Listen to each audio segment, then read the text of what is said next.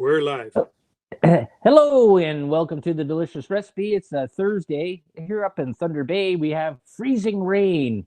Geez, I went to the store and I had to go and stop 3 times to go and scrape my windows because the freezing rain was my windshield wipers couldn't even keep up there. I got Hey You and Kitty Pot there manning the ones and twos, and this episode there is called Rapeseed Pudding. And I have returning guest again that I love to have on here, Big Jim Paris. There, how you doing there, Big Jim?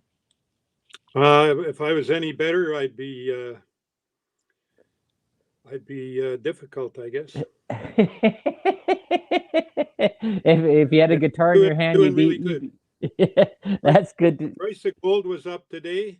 I just Yeah. came back from a couple of trips, one to Newfoundland. I was showing you my feldspar, fluorspar crystals here. How do I Yeah, get explain that to people out there that show them what you're doing there.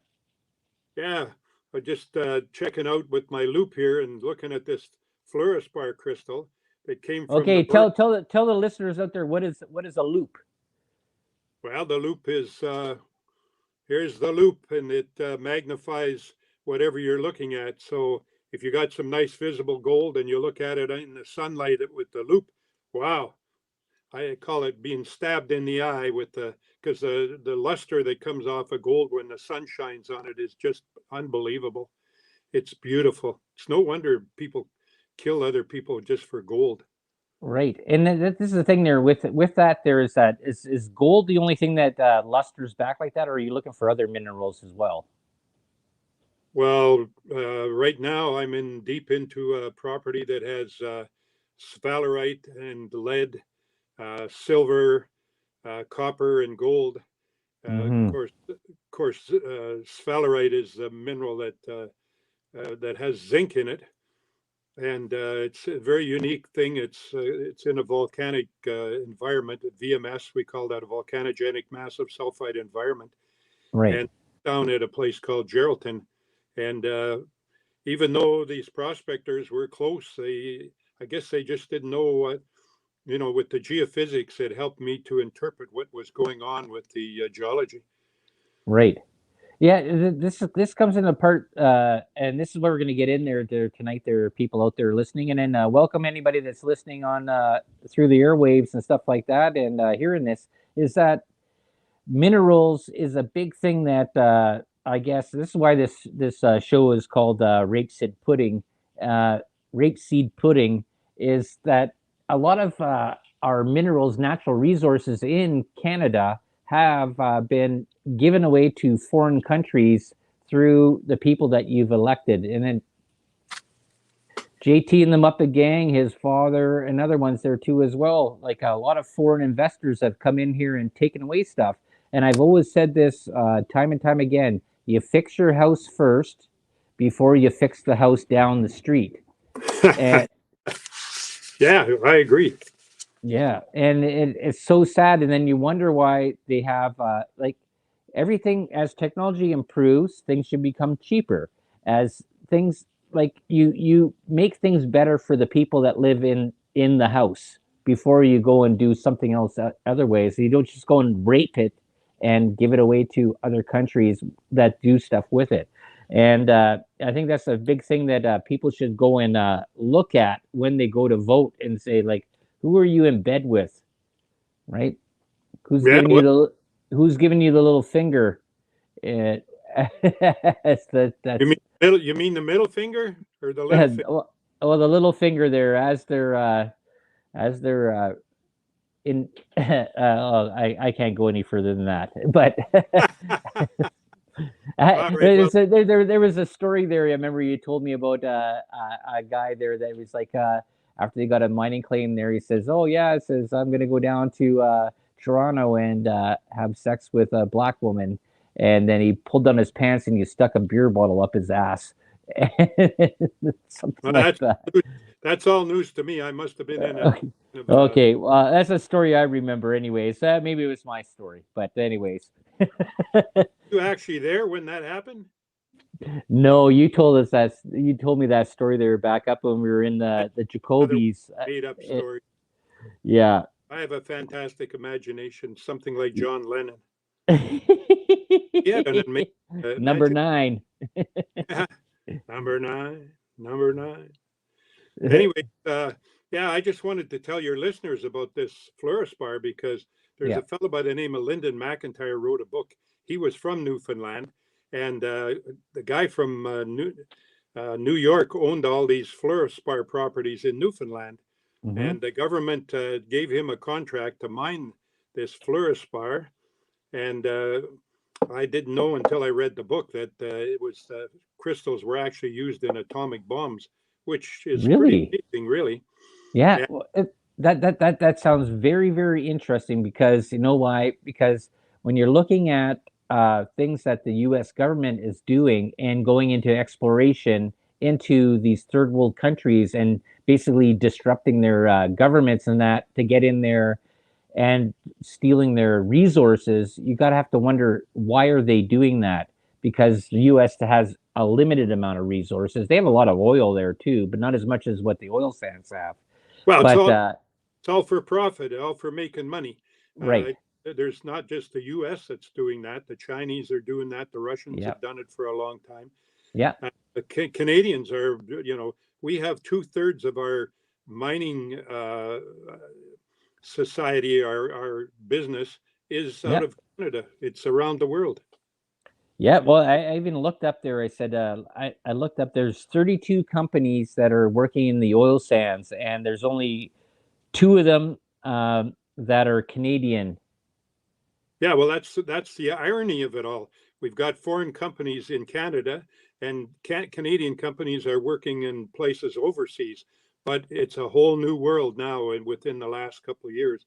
And you hit on it earlier there when you said when we were talking earlier in the day about this recent change in the attitude of the federal government towards the Chinese coming into Canada and taking our critical minerals. Yeah. Well, yeah, there's a lot that actually the last two ones that came on the list was Japanex and Annex Nippon Oil. Oh geez, I didn't go through the whole part there of going through who is the subcontractors or sub investors in a lot of these companies, but it's mostly all Chinese and Japanese, Asian markets that are part of these companies, and you have to wonder like you have a school teacher that taught drama becomes the prime minister of Canada and he's in bed with the most communist country in the world. Well, he certainly has leanings towards, you must be referring to China, are you? I could be, yes. Oh, okay. Do I win a prize for that? I Yeah. got it on the, Ding ding ding ding ding. I mean, you've heard of blood diamonds, right? Yes, that's in the yeah in the Africa there, and that was yeah a stolen value that was done there through slavery. Yes. Yeah. Well, there's a thing also called blood coltan, and coltan is columbite and tantalite combined together. And it's when it's refined, it stores electric charges. Well, right now there's companies over there in the belt in the Republic of Congo, the Democratic Republic of Congo, that are mining this coltan, and they have people that are enslaving their own people, the black people there, to mine this stuff. And Lord help you if you get hurt or whatever. You're not only off the payroll, you're off the property, and you're off the you're off the payroll. There's but so they call that blood coltan. Wow. See, Those two, I, two I critical minerals in the supply chain that yeah. right now there's an estimate that China controls the critical minerals. When I'm talking critical minerals, here's a book that the Ontario government put out. Fantastic book about the critical minerals compilation 2022. Anybody interested should try and get hold of the government and get a copy of this book. It's absolutely fascinating. Yeah, I see it there. Yeah, awesome there. Yep. So put it down there. Yep, a little bit there. So that is so. interesting because I watched another documentary that was out a bunch of years ago about sulfur uh, mining and how they would have these third world country people, and they were getting paid like $1 a day, and they'd Yeah. have to go down and through the sulfur uh, mist and everything like that, chop it off the walls where it was accumulating, throw it into bags, and then climb up this mountain out of it and go back there. And they got paid per like $1 per uh, whatever backpack thing that they had, and it took them like all day. But they're breathing in this all this sulfur fumes all day, and the companies that are buying this are all American companies and Russian companies and Chinese companies, and they don't care. Well, I mean, there's companies that originate in England and in Britain and all Yeah. over the place.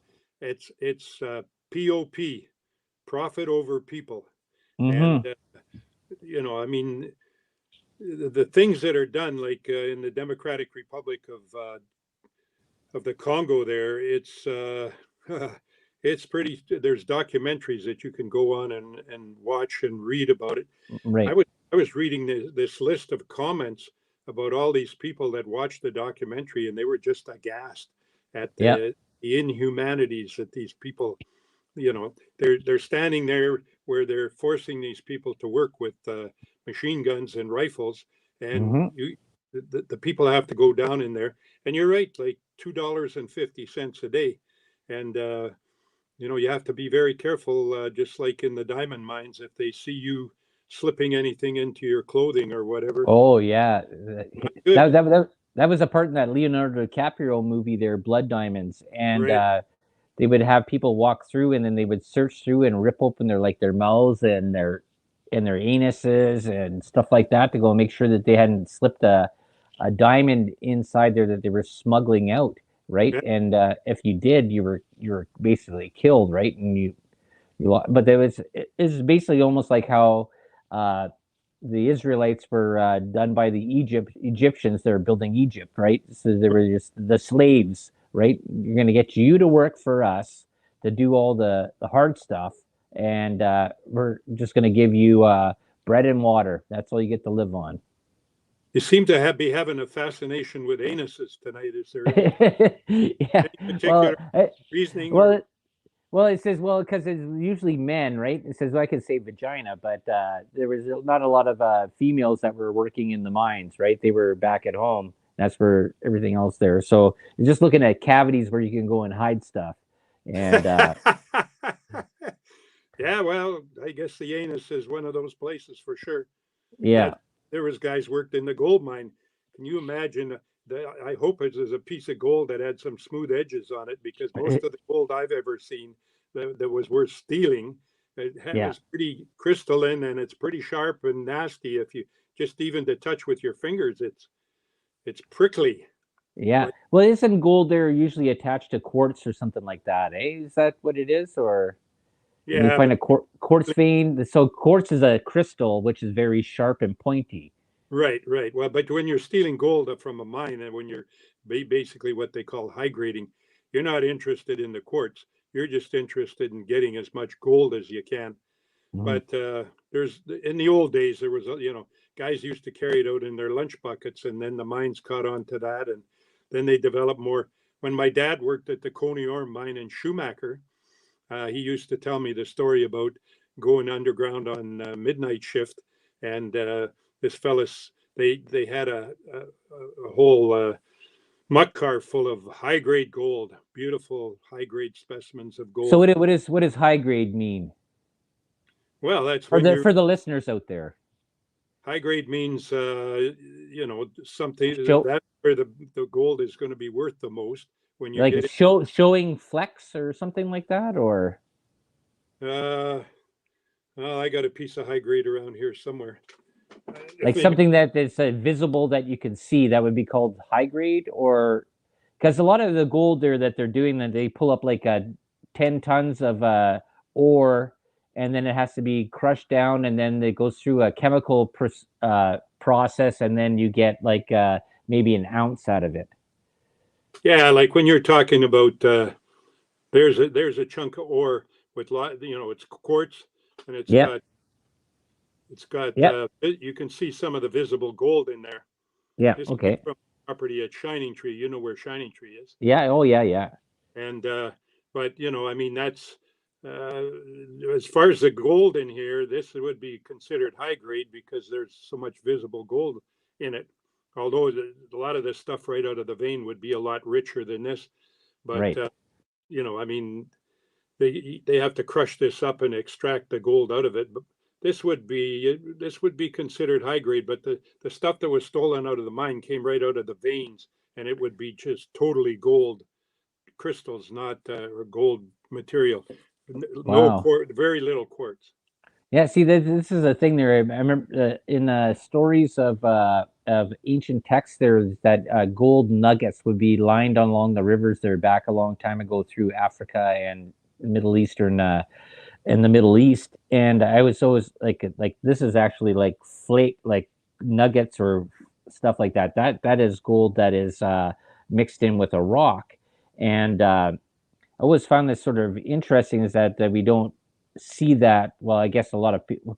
Well, gold is such a interesting thing there. I guess everybody's walked almost every square kilometer across the world there to find big, huge chunks. But you never see any gold that's big, huge nuggets, solid gold anymore, do you? Yeah, there's a mine down east of Timmins along Highway 101. I'm trying to think of the name of it now, but uh, anyways, it's when they go underground on that mine, there's great big chunks like this of solid gold that come out of there. The only problem is, you know, there's not enough of it, not a lot of it. It Right. just happens to be where the gold coalesced together, and whatever the name of that company is, they've had their specimens at some of the shows in Toronto there, like the PDAC and that, and it's just almost pure solid gold. But Really? I mean, it would be worth a lot of money. But if you had hundreds of them, then you'd really be in business. But if you only have a couple of them, I used to drive 101, and there was a sign there right beside the road for that particular mine. I got old timers. I just can't think of the name of it right now. But I remember there was a story, and you can correct me if I'm wrong. Someplace from Kirkland Lake going down the other highway, going down to Elliott Lake and down towards Toronto, and there was a boulder that was there, and this guy he got mad. And this is how the folklore tale went, and he got mad, and he mad at this person. He threw a hammer and he hit it at this boulder, and he chipped it off, and all of a sudden he saw a shiny little thing, and it was a boulder, and there was gold in this boulder that was there. And they figured that it was pulled down through the ice age that had moved. Like there was no gold there on that property, that it was sort of dropped off and deposited. And I don't know. It was always sort of kept on my mind. I always thought about that. It says, oh, well, hit every rock. Maybe there's some gold in it. well, I mean, there's legendary stories. The one about how they found the dome mine. Uh, the guy was climbing up this rock outcrop, and he went to go down the other side, and the moss was wet, and he slipped and he fell, and his butt and his hammer, he had his pick with him, dug into the moss and pulled it off. And when he got down on the other side of the rock outcrop, he looked back, and there was all this rich gold looking at him. And the scary part about it was that in those days, a lot of the prospectors wore hobnailed boots, and he could see that somebody had climbed over the moss and with their hobnailed boots and put impressions in this rich vein of gold, and you disappeared. There we You go. disappeared. Oh, yeah. Oh, back. Yeah. No, somebody was calling me there. Yeah. Oh, okay. So, that's one of the stories. Like when the guy went back and looked at it close, he could see the imprints of the hobnailed boots. Somebody else had been there before him, but he was fortunate that he scraped the moss off. And the one story about the hammer that I remember was at Cobalt, where the guy was doing some work in a trench, and this fox came along and started grabbing his sandwiches. And the guy took his hammer and he threw it at the fox, and it broke a piece of rock off. And there Yeah. was, but that was about silver or Yeah. cobalt. It was at Well, Cobalt. but I don't remember if it was silver or cobalt because both of those minerals are there. I like there's lots of stories and there's ancient lore and stuff like that about well you're on out there close to the Lake Superior part there's Silver Islet and there's a story there from the native people about that's why the whole thing about the sleeping giant is that he gave away the secret of this huge silver deposit. It was like the richest silver deposit that was ever there. And Right. then there's another story too about Isle Royale, and there's huge copper deposits on Isle Royale. And I always sort of wondered. It says they don't find anything about my. Well, they find the dig hole sites, but nothing of the refinery sites. What did they go and take all this raw ore and then ship it all the way back to Europe? They never did anything. Like that's a long trip from Lake Superior all the way to Europe with all this raw stuff. And like it says, okay, if I have 5 tons of something and I'm only going to get 50 ounces, why would you carry all that rock back? Well, All in that. the case of Silver Islet, I mean the veins were so rich that I mean when you loaded up a barge to ship down to Duluth or wherever the refinery was, Mm-hmm. in fact I think Silver Islet had a refinery right there, Did but they? Okay. I mean we're talking really high grade ore, not just 50 ounces of silver, but like Well, thousands. I was saying the 50 ounce, that was Isle Royale. That's copper that they're saying there, and that was another part. But no, Silver Islet, that like that, they still say that's one of the most biggest high rich silver deposits in the world. But it's because the weight of Lake Superior, you can never ever mine that at this point in time. Well, in the old days, you're right. Any infrastructure that they built there to try and have a mine, a storm would come along and just destroy it. But when you're talking copper and down in like Ile Royale, there you're referring to, Yeah, there's a place in Yukon called the Valley of Copper, and there's chunks came out of there that are solid, massive, high grade copper, like 400 or 500 pounds. There's one right at the museum that sits outside. They've got it erected. It's only maybe 8 inches wide, but it's 4 or 5 feet high, and wow. yeah, and it's sitting outside the museum. I've got pictures of it, but uh, I don't know if anybody's ever gone in there and tried to mine it. Maybe there's only so many chunks of it, but it is native copper, and it's huge. Wow. See, this is the part there. This is what the show there today. There are people that are listening. Rapeseed pudding is that we have a lot of natural resources here in Canada that we have, Right. and the thing is, was that as I said before, you fix your house first before you fix the house down the street. So why is this happening like this? That we're giving away all our natural resources to foreign entities and not benefiting from it. Like the only place that has benefited from it was Alberta for a way. They went zero provincial tax, but not federal tax, but provincial tax. Yeah. Uh, that's a crazy thing, and I don't think a lot of people sort of look at that. Well, it's a catch-22 or a rock and a hard place situation because most of the deposits that have been that have been mined were found on surface, and now we're going deeper, Yeah, and so what happens is it takes a lot of money to drill deep holes and to find deeper deposits. So you have to have the risk capital. At one time, the Americans had a policy, and it was good for them because where for every $2 you spend in exploration anywhere in the world, you right. got a dollar refund back on your income taxes. Because we worked for the Guggenheim family out in New York City, and Mm-hmm. that's what happened with them. We had a budget of like 1.2 million every year, and they would get a refund back on their money. But Mm-hmm. it takes a lot of money to develop these projects. So Canadians are not traditionally, they sort of want to keep their money under the mattress as opposed to investing it in. But the Americans and other people, like the Chinese right now, of Yeah. course, the Chinese are basically they're out to control the world more Yep. so maybe than the Russians. The Russians got their hands full with Ukraine, but Yeah. they're willing to put up their money to risk on these ventures. And now the Canadian government, just from what you've been mentioning there, just within the last few weeks, they put out this edict that they're going to force the Chinese that have interests in Canadian companies to sell those interests and exit the country. Wow, eh? Because I've talked about this many times about the Belt and Road project that the Chinese had done through Africa, right? And that they put in the roads, the infrastructure, and everything like that. But it's on a process of payback debt, right? It's like a loan, right? Construction to build up and make things better.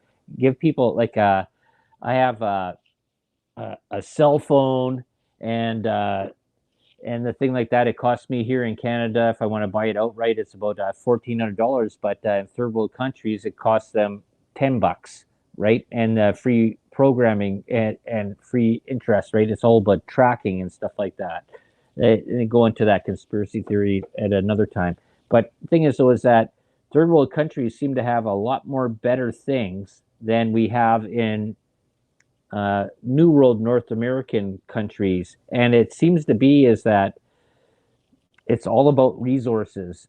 Like Venezuela has a loss of oil there, and that was why the whole part about the whole country was being overthrown was to the U.S. can go and take their oil, right? Right. And then you have a president that's saying that we're going to go electric vehicles. But the thing to make all the electric vehicles is mining, and they don't have the resources for it. Well, And we have a lot of the resources. The two main commodities right now are lithium, Yep. that are going to, for the batteries, and nickel. Yeah. Elon Musk is voting for nickel. He says that's going to be the most desirable commodity. Goldman Sachs put out a report recently that said lithium had more or less the bull market in lithium had peaked, and but I don't know. Like, look at gold. Gold really wasn't looking very good there, and all these mines that we're trying to put into production in northwestern Ontario. I mean, it just there's a plethora of the 7 or 8 at least mines that are going to go into production. But are you talking to me? Are you talking to me? Come down here and talk to me. I'm on that podcast with Del.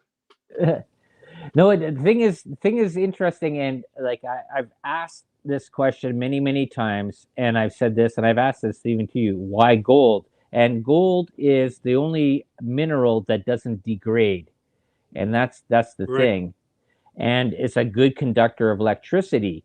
And where a lot of these other, I understand that part there, but how did the ancient people know that was an important thing? Who did it come from?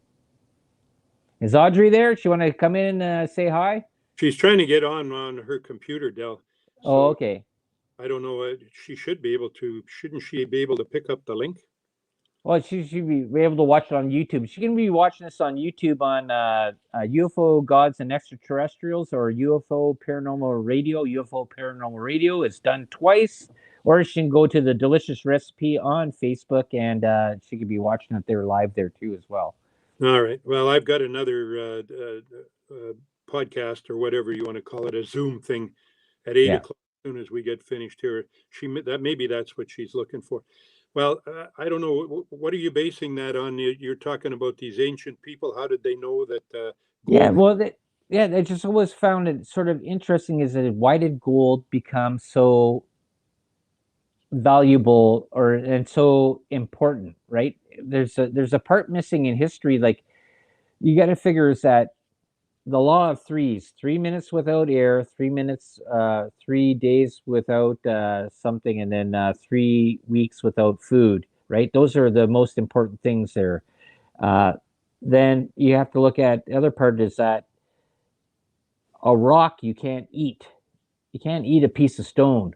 It doesn't sustain you, right? But why did that? And then you have the cults of Mithras and stuff like that. There were like sun gods that the sun gave life, and then we found anything that looked yellow to be great. But then we have dandelions are the worst weed in the world. But it makes great wine. Yeah, yeah, that's Anyways, true. well, yeah, but the thing is that compared to a lot of other commodities, like there is a lot of copper in the world, there's a Yeah, lot of iron in the world, but there isn't a lot of gold. copper's a good conductor, and it's light too, and it's malleable just like gold, but it rusts and But goes I green. mean, they don't make piping and stuff like that out of gold. Uh, No, I mean, yes, gold is a wonderful conductor. I mean, the bank, what is it, the Royal Bank building in Toronto there, the big building that all the windows are all uh, have gold in, glazing. Yeah. and I guess to keep out the sunlight or something. But anyways, they put a lot of gold into that one building. Right. It wasn't the streets of Geraldton there paved in gold. It was the tailings part that the guy wasn't supposed to go and use that. They used the wrong thing there as they paved that was Yeah, it 5 miles long? they dumped a load of ore Yeah. that was supposed to go to the mill, and somebody came and put it on a truck and took it down for fill on the road. And yeah, paved with gold. Well, the Kirkland Lake was known as the town with streets paved with gold because all the mines were underneath the town, and Yeah. the poor people, when the mine would blast, women couldn't they couldn't have stuff in their cabinets or on the wall They because would go and deflate their cakes. yeah, that's probably the least of their worries. But when they blast, it blows stuff right off the wall. Yeah. See, this is all sort of an interesting thing what companies do. There's been a lot of movies out there about how companies don't care about the people that are working there and don't care about the surroundings and just do what they do and just worry about the consequences later. But and I've mentioned this many times before. I even asked you before, and there is no answer to this. Why gold? Why is gold so important? Well, I mean, it was you go to Spain, and when you go in some of these churches, and the gold there is just awesome. I mean, it's beautiful to the eye. I think Yeah. it was a legendary metal. They were going over to South America, and both the Portuguese and the Spaniards, and bringing this gold back. And I mean, it's malleable, easily malleable, and made into. I mean, some of the churches I saw in Spain were just unbelievable. I'm like, I wonder how much all this gold is worth in this church Right. because it's the Well, real deal. so is Play-Doh. Play-Doh is valuable too, right? And you can make whatever you want out of it there. But why Play-Doh. gold? Oh, Play-Doh, Play-Doh? Play-Doh. Yeah, I thought, Play-Doh. You know that stuff that used to come in a little can? yeah, yeah, yeah. Well, yeah, but I mean, it doesn't stand up for centuries of wear and tear, and I mean, True. Yeah. Play-Doh is something pretty tempting. But there's a lot of emphasis right now on China here. I'm very concerned about what happened in Winnipeg Yeah. with the Chinese bioscientists at our biolab there, where Oh, her yeah. and Okay. her were basically escorted off the property. And Mr. Trudeau hasn't told us, like, there's all these conspiracy theories that she developed the COVID virus there, and we know that she had shipped samples of some viruses back to China. And then did she actually make the COVID virus there, ship it back to China, and then it got out of the lab, just like I think it was SARS or one of these other viruses accidentally got out of their lab in China. Wow. Uh, Well, there's a lot of part there. The if you go in, like I don't want to call myself a conspiracy theorist. I call myself a conspiracy analyst and looking at this stuff there and because conspiracy theorist gets into the wrong thing that the news media, mainstream media wants to go and put on you. But looking at that, there's a lot of different functions that in operations and boards and uh, groups that have all been sort of had their little finger in and touching things on this, even knowing that what it is. And whatever happened there, because I've talked about this bit back before when the Army and Navy Games happened in Wuhan there back in 2019, and armies were coming back from different places around the world there back in November. They all had the flu, Oh yeah. and that was and they were all there. People got the flu, all that stuff. They didn't know what it was. Traveling back on their military aircraft back around to all the countries around there, and then all of a sudden, at the end of February, everybody it just kept on spreading. Everybody kept on getting this, and then they said COVID-19. Yeah, well, I mean, that's, I'm just pointing that out as I mean, the government has never told us exactly what these people did to, apparently they were she was especially talented, but they were Mm-hmm. escorted off the property, sent back to China. So, Yeah, you're wondering, our chief of defense staff here, General Wayne Eyre, he's told members of parliament that Russia and China consider themselves to be at war.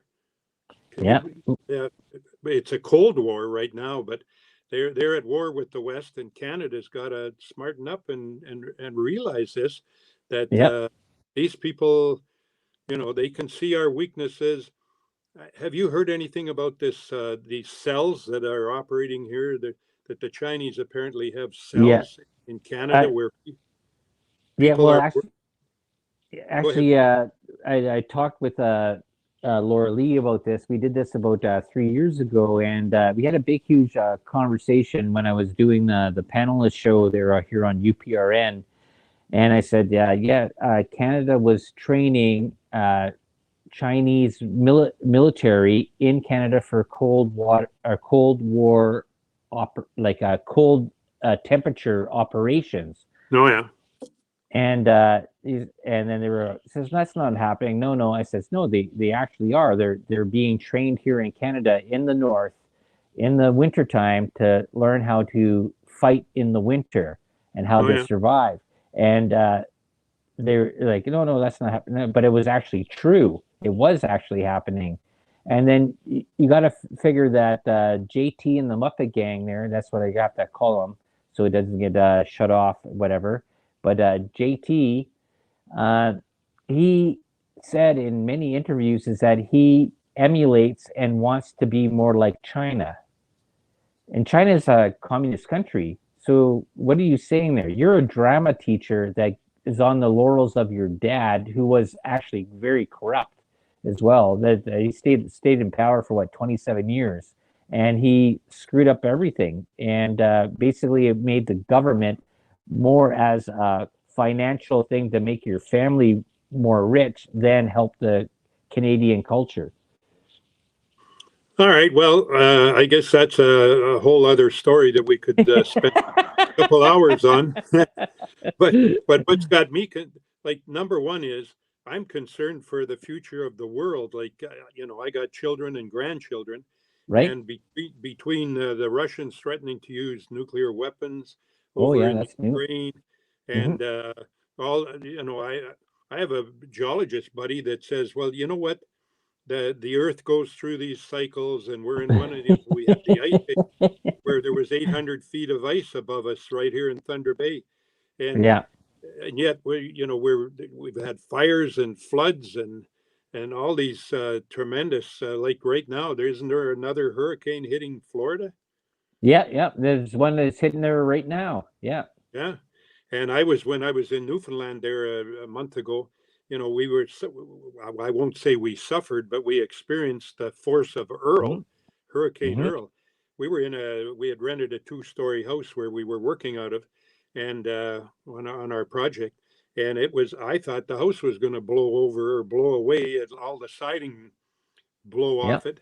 And then 2 days before the other one, Fiona hit and just destroyed that poor community of Port aux Basque. I mean, Yeah.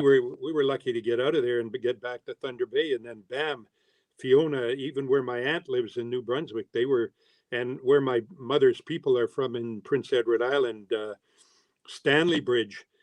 Stanley Bridge was just wiped out on the way up to Newfoundland, and then Port aux Basque got hammered. But you've seen all the stuff on Yeah. TV, so there's a lot of things besides politics, there's all this world climate change and Yeah, I have a big problem with that word called climate change because that's I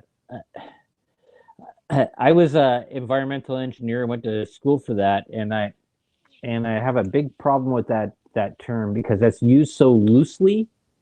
And I think the Earth goes through cycles, and well, there's no ups and doubt downs, about that. Yeah, but I mean, if we get hammered with a 20, 30, 40, 50 years, I mean, the Earth's been here, the Earth's been formed billions of years ago. And right? what if we get in one of these cycles that lasts, I mean, in geological time, 50 years, 100 years is nothing. Just Well, look at the Ice Age, yeah, exactly. So if we get into a cycle of this inclement weather, right? God help us, because I Okay, mean it's okay. like to So wipe us out.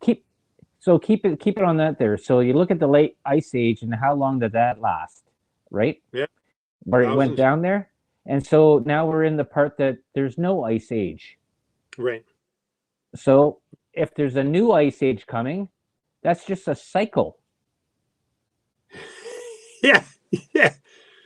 right? Well, but in the meantime, I mean, how much longer can we fight these cycles? I mean, United Well, you States. can't fight a cycle of the Earth, right? The Earth is going to do what it's going to do, right? And this is where the part. This is why I hate when people start voting and they start voting for stuff that is when they start touting climate change. When you get these Greta Thunbergs and stuff like that, it says, you know what, carbon is actually good for the planet, and you know what, plant more trees, plant more crops.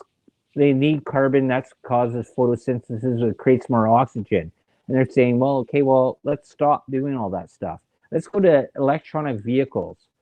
Okay, well, now you're raping the earth, and you're mining and you're strip mining stuff, and you're removing all the vegetation off and creating areas that there is no vegetation.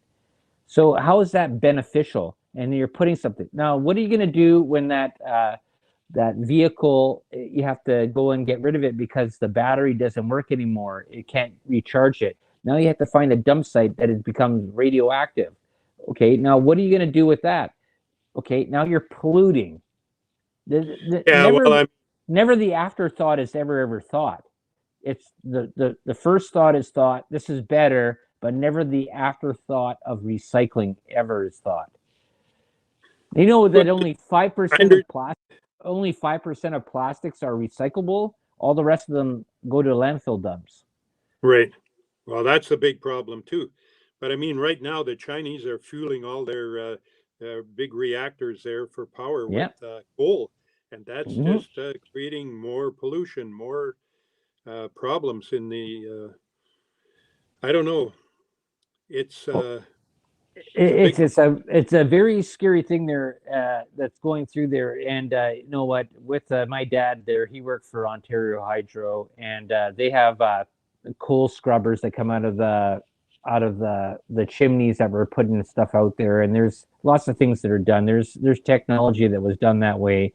The amount of coal, and actually, I just watched a documentary on this the other day. There is that eliminating coal and cow farts is actually detrimental to the rest of human population, to the rest of the rest of the humanity. Having cow dung piles on the ground that go and fertilize the land and stuff like that, and getting Yeah. away, it's bad. And going and eating bug burgers is bad. That's worse because they walk through all this stuff and they're actually more contaminable than anything else. And that's probably what's giving everybody these allergies and symptoms that they're getting, because you have stupid people making stupid assumptions and rules and doing stuff like that. That's why it's so important to know your person that you're voting for and make sure that they have a sane head on their shoulders. Well, you won't get any argument from me there. But I mean, let's get back to this sort of change in policy here on the federal level. Yeah. where Mr. JT's infatuation with the Russian, or pardon me, the Chinese politics Right. and admiration for their dictator, etc. And now some of the ministers are coming out. It's interesting because even, it seemed like even Minister Friedland there is not Yep. totally agreeing with what some of the government policies there, and Yep. she's trying to do her thing.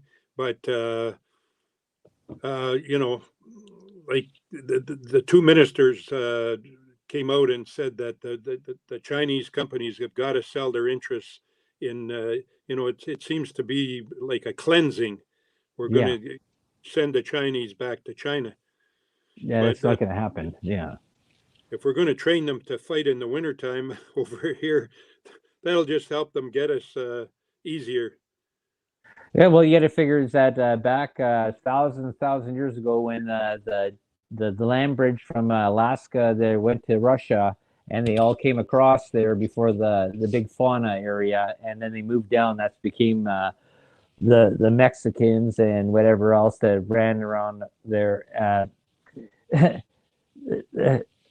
I don't want to say this being negatively, but I've noticed here in Thunder Bay we have an influx of East Indians. They've taken over every job uh, in uh, in Port Arthur, security guard, convenience store, McDonald's, Arby's, Shoppers Drug Mart, and it's like, wow, this was never a thing that before. JT and the Muppet Gang has unleashed, just like what's happening in the states there with the open border going through Mexico into the states. It's just you have immigrants that have come in and they're just taking over everything.